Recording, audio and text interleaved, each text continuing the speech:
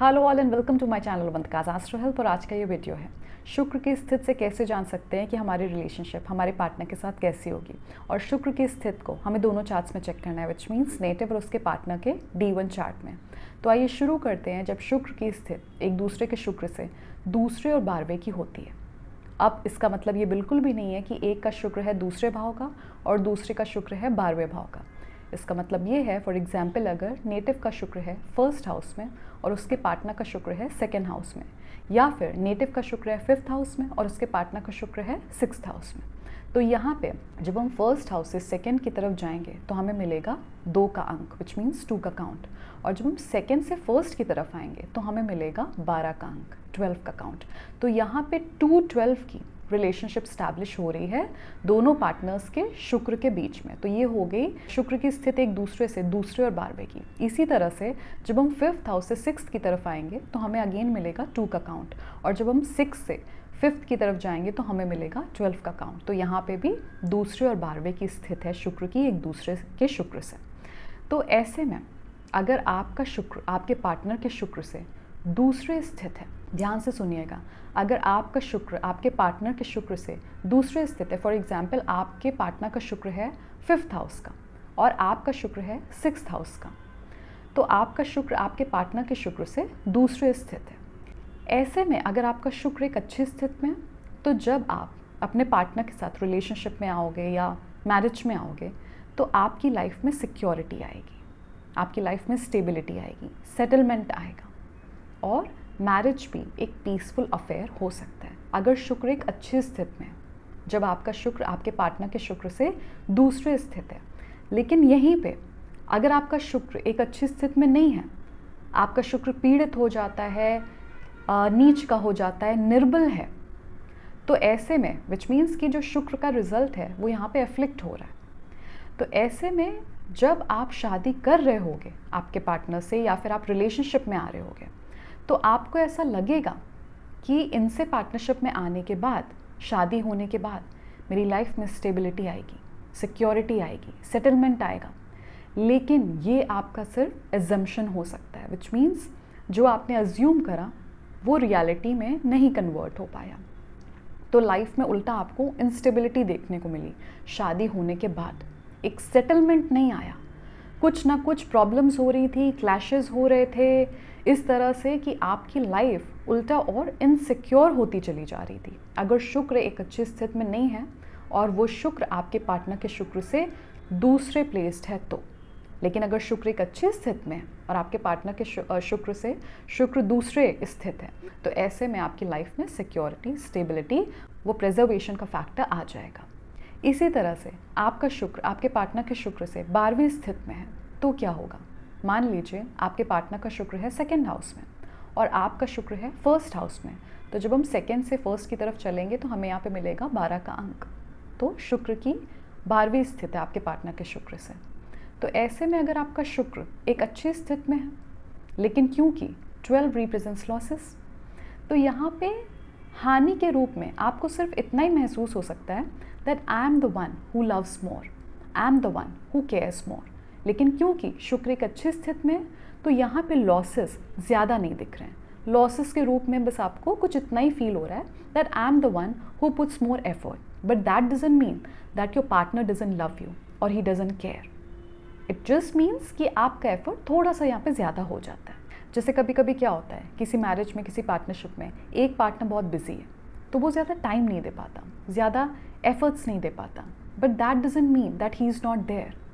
तो वो रेसिप्रोकेट करता है, उसको भी आपसे प्यार है, फीलिंग्स हैं, and he tries to do whatever he can, but maybe not on that level जितने लेवल पे आप करते हो। तो लॉसेस का यहाँ पे बस इतना ही रेफरेंस आ रहा है अगर आपका शुक्र 12वें स्थिति में है आपके पार्टनर के शुक्र से और अगर वो एक अच्छी स्थिति में। लेकिन अगर ऐसे में शुक्र एक अच्छी स्थिति में ना हो, एक पीड़ित अवस्था में हो और आपके पार्टनर के शुक्र से आपका शुक्र 12वें स्थित हो, तो क्या होगा। When it comes to love, energy, emotion, support, dedication, तो आपकी तरफ से ये चीज़ तो बहुत ज़्यादा हो सकती है, लेकिन आपके पार्टनर की तरफ से हो सकता है ये चीज़ें प्रेजेंट ही ना हो और इस वजह से आपके और आपके पार्टनर की रिलेशनशिप बहुत ज़्यादा सफ़र कर सकती है, क्योंकि एक पर्सन तो उसमें बहुत ज़्यादा कर रहा है लेकिन दूसरे की तरफ से कोई रिस्पॉन्स नहीं आ रहा है। क्यों? क्योंकि यहाँ पे शुक्र एक अच्छी स्थिति में नहीं है और आपके पार्टनर के शुक्र से आपका शुक्र 12वें स्थित है, तो आपको हानि भी बहुत ज़्यादा फील होगी इस रिलेशनशिप में, इस मैरिज में। आपका पार्टनर कुछ ऐसा कर सकता है कि आपको मेजर लॉसेस एक्सपीरियंस करने को मिलेंगे इस मैरिज में, इस रिलेशनशिप में। उसने कुछ ऐसा किया है जिससे आपका डिस्कनेक्ट हो गया है और आपको बहुत ज़्यादा लॉसेस फेस करने पड़ रहे हैं। कभी कभी ऐसा होता है कि किसी रिश्ते में आने के बाद आपको पता चलता है कि ये रिश्ता मेरे लिए ठीक नहीं है और मुझे इसमें कंटिन्यू नहीं करना चाहिए।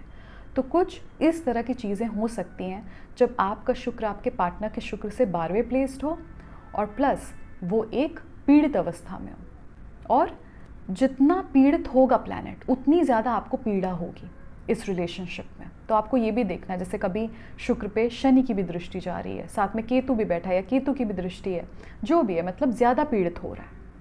तो जितना ज़्यादा पीड़ित हो रहा है उतनी ज़्यादा पीड़ा आपको इस रिलेशनशिप में एक्सपीरियंस करने को मिल सकती है। ऐसे में कभी कभी चीटिंग, या फिर आपको ऐसा लग सकता है कि मेरा पार्टनर मेरा बहुत ज़्यादा सगा नहीं है। तो इस तरह की हानि एक्सपीरियंस करना, इस तरह के जब शुक्र की रिलेशनशिप बनती है आपके पार्टनर के साथ, तो ऐसे में आपको एक्सपीरियंस करने को मिल सकती है।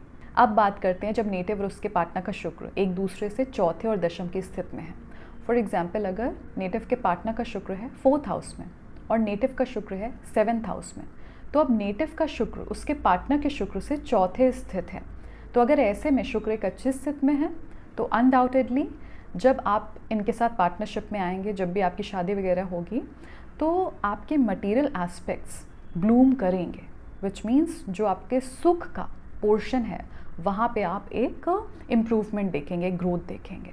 लेकिन साथ में मन का सुख भी लेकर आएगा ये पार्टनर, और ओवरऑल जो आपकी रिलेशनशिप होगी इनके साथ वो पीसफुल होगी, हेल्दी होगी, पॉजिटिव होगी, प्यार होगा, हमेशा एक इमोशनल एक्सचेंज होता रहेगा, फिज़िकल इंटीमेसी भी अच्छी होगी।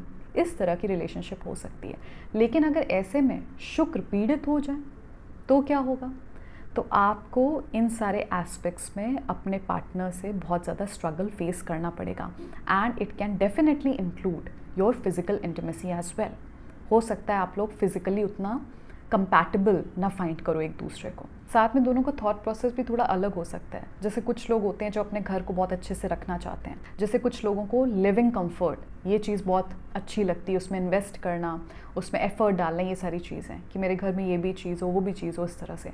लेकिन आपके पार्टनर का वो प्रेफरेंस नहीं है, तो अब यहाँ पे क्या होगा कि कहीं ना कहीं क्लैशेस होंगे, because this is not something which can be overlooked. अगर आपको ये चीज़ पसंद है और आपके पार्टनर को नहीं पसंद है, तो आपको क्या अच्छा लगता है और आपके पार्टनर को क्या अच्छा लगता है, इस चीज़ में बहुत ज़्यादा डिफरेंस और बहुत ज़्यादा डिसएग्रीमेंट हो सकता है। लेकिन अगर आपका शुक्र एक अच्छी स्थिति में है तो इन सारी चीज़ों को लेके कोई खास आप लोगों के बीच में डिसएग्रीमेंट नहीं होगा, और हो सकता है कि आपका और आपके पार्टनर का जो प्रेफरेंस है वो मैच करे, या फिर अगर मैच नहीं भी करता है तो आपको ऐसा पार्टनर मिलता है जो आपके प्रेफरेंसेस को समझने की और उसको अप्रिशिएट और रिस्पेक्ट करने की कोशिश करता है। विच मीन्स आप लोग अगर थोड़ा अलग तरह से पहले सोचते भी थे, so both of you are trying to come on the same page. तो यहाँ पे ये होता है कि आपका पार्टनर आपकी खुशी का ख्याल रख रहा है, वो आपकी तरह सोचने की कोशिश कर रहा है। लेकिन अगर यही शुक्र एक अच्छी स्थिति में नहीं है तो आपका पार्टनर आपकी खुशी का हो सकता है उतना ज़्यादा ख्याल ना कर पाए, या फिर कुछ ऐसी मजबूरियाँ हों, कुछ ऐसी सिचुएशंस हों जिसकी वजह से वो ऐसा नहीं कर पाए, और उसकी वजह से आपका मन थोड़ा सा बुझा बुझा सा रहता है। अब बात करते हैं जब आपका शुक्र आपके पार्टनर के शुक्र से दशम स्थित है और एक अच्छी स्थिति में है। फॉर एग्जाम्पल, अगर आपके पार्टनर का शुक्र है 7th हाउस में और आपका शुक्र है 4th हाउस में, तो यहाँ पे आपका शुक्र आपके पार्टनर के शुक्र से दशम स्थित है। ऐसे में अगर शुक्र एक अच्छी स्थिति में है तो जिस भी लेवल के एफर्ट की ज़रूरत पड़ती है अपनी मैरिज को अच्छा बनाने में, वो आप अपने पार्टनर से एक्सपेक्ट कर सकते हैं। और जो एक ग्रेस आता है आपके करियर में, आपके कार्य क्षेत्र में और आपको आगे बढ़ाने में, वो भी आपको आपके पार्टनर से मिलेगा। तो उनका कोऑपरेशन, उनका सपोर्ट आपको अपने कार्य क्षेत्र में या आपको आगे बढ़ाने में मिल सकता है। लेकिन अगर शुक्र एक अच्छी स्थिति में नहीं है तो ये होता है कि आप एक बैटल ग्राउंड में अकेले ही खड़े हुए हैं बहुत सारी चीज़ों को लेकर, तो आपका ये एफर्ट ज़्यादा जा रहा है।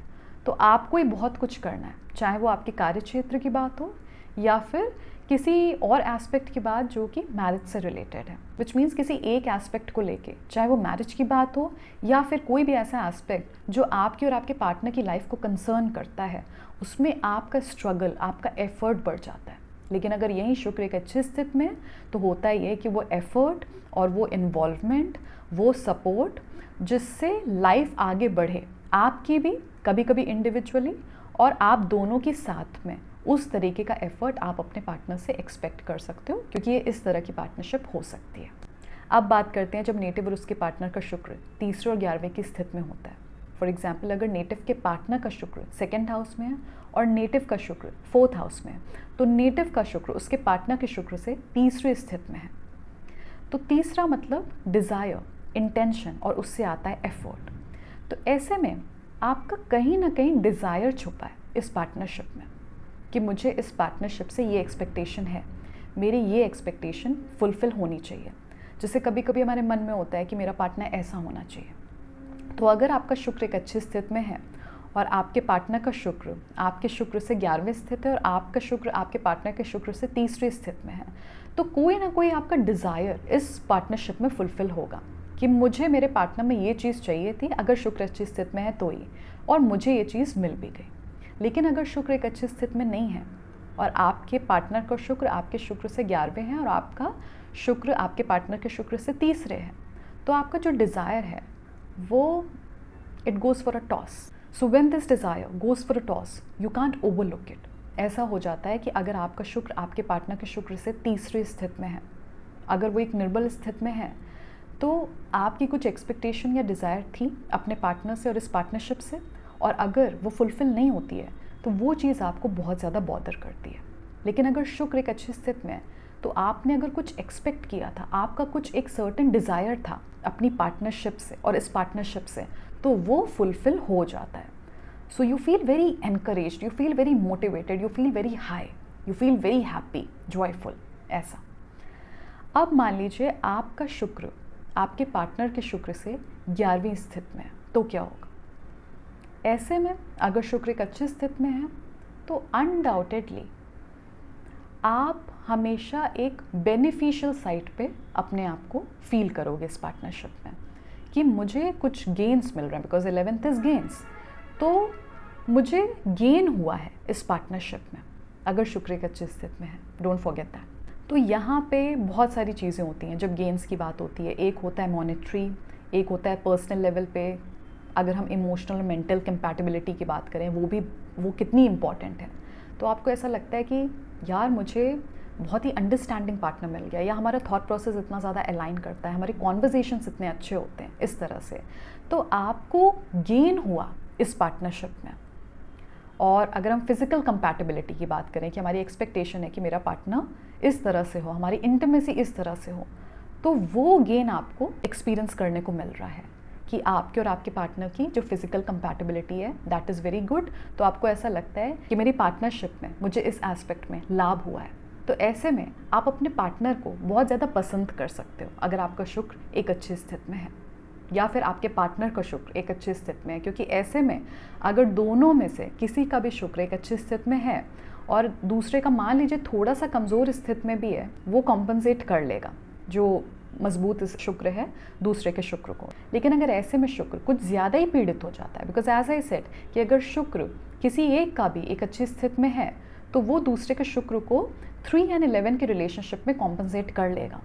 लेकिन अगर शुक्र कुछ ज़्यादा ही पीड़ित हो जाता है और आपका शुक्र आपके पार्टनर के शुक्र से 11th स्थिति में है, तो होगा ये कि आपके पार्टनर की जो एक्सपेक्टेशन है वो तो आपको फुलफ़िल करनी पड़ेगी, लेकिन आपकी जो एक्सपेक्टेशंस हैं, जो डिज़ायर्स हैं, जो आप गेन्स चाह रहे हो अपने पार्टनर से, वो पार्टनर फुलफ़िल नहीं करेगा। जैसे कभी कभी हमें चाहिए होता है अपने बिजनेस में या किसी आप अपना कोई न्यू वेंचर स्टार्ट करें, फॉर एग्जांपल आपको एक मॉनेटरी सपोर्ट चाहिए, आपका पार्टनर नहीं कर पा रहा है या उसका इंटरेस्ट ही नहीं है। या फिर अगर हम एक पर्सनल लेवल की बात करें कि मैं चाह रही हूँ, मेरा कोई डिज़ायर है या मुझे कुछ लाभ चाहिए अपने पार्टनर से, जहाँ पे मुझे ऐसा लगता है कि he should do this but he is not ready to do that, तो इस तरह से पार्टनरशिप हो सकती है अगर शुक्र कुछ ज़्यादा ही पीड़ित हो जाता है और आपके पार्टनर से आपका शुक्र अगर 11वें स्थित है। तो शुक्र की एक दूसरे से 5वें और 9वें की स्थिति और 6ठे और 8वें की स्थिति को मैं नेक्स्ट वीडियो में डिस्कस करूंगी। आई होप ये वीडियो आपको पसंद आया होगा। पसंद आया हो तो प्लीज़ इसको लाइक करिए, फ्रेंड्स फैमिली सभी के साथ शेयर करिएगा। और अगर आप मुझसे कंसल्टेशन लेना चाहते हैं ऑफलाइन या फिर ऑनलाइन, तो इस वीडियो के डिस्क्रिप्शन में आपको मेरी कॉन्टैक्ट डिटेल्स मिल जाएंगे, आप वहाँ पे मुझसे कॉन्टैक्ट कर सकते हैं। I will see you soon in the next video. Please take good care of yourself.